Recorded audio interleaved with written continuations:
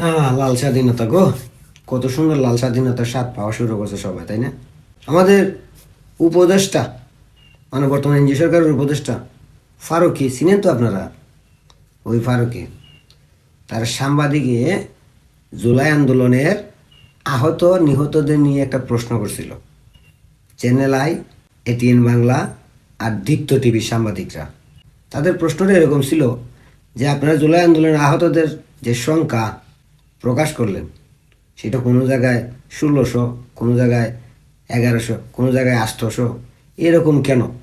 আপনারা কি এই জুলাই আন্দোলনের সংখ্যাটাও ঠিক মতো প্রকাশ করতে পারতেছেন না? এই কথা বলাতে ফারুকী সাহেব, উপদেষ্টা সাহেব, তো শরীরে একটু গরম গরম ভাব আছে না? হাজারো উপদেষ্টা তো ফেসবুকে একটা স্ট্যাটাস দিছে, আবার তার সঙ্গে যে কতগুলা প্রভাবশালী কতগুলো পেজ আছে, ওইখান থেকে একটা হুমকি দেওয়া হয়েছে, যদি এই ৩ সাংবাদিককে চাকরিচ্যুত না করা হয় তাহলে long march to ATN Bangla, long march to channel I, long march to Deepto TV ঘোষণা করা হবে। আর এর পরপরই এই ৩ চ্যানেলের ৩ সাংবাদিকের চাকরি নট। তার মানে কি বোঝা গেল? মানে প্রশ্ন এখন আর করা যাবে না। এখন সেই মানুষগুলা কোথায়, যে মানুষগুলো বলতো ১৭ বছর যাবত আমরা কথা বলতে পারি না, ১৭ বছর যাবত আমাদের মুখে থালা মাইরে রাখছে ফেচিস্ট শেখ হাসিনা, আজকে সেই মানুষগুলো কথা বলে না কেন?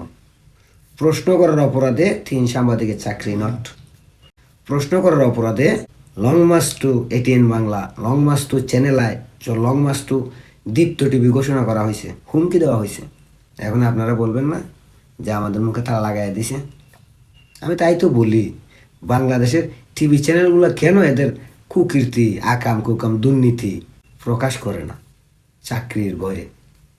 আর আমার মতো মানুষ যদি বইলা দিয়ে এগুলো আইসে, তখন কিছু মানুষ আছে হুমকি দেয়, ধমকি দেয়, ভয় দেখায়। কিন্তু ভাই, আমরা তো ভাই কারো চাকরি করি না, নিজের খাই, নিজের ঘরে ঘুমাই। কেউ অন্যায় করলে অন্যায়টারে বইলা দিমু, কেউ না করলে কমু না। হুমকি ধমকি দিয়া লাভ নাই, কারণ আমাদের মুখে তালা লাগাইতে পারবা না। আমরা সত্যকে সত্য, মিথ্যেকে মিথ্যে বলেই যাব। কারণ এই দেশটা আমার, এই দেশের ভালো মন্দ দেখার দায়িত্ব আমারও আছে। বুঝতে পারছেন?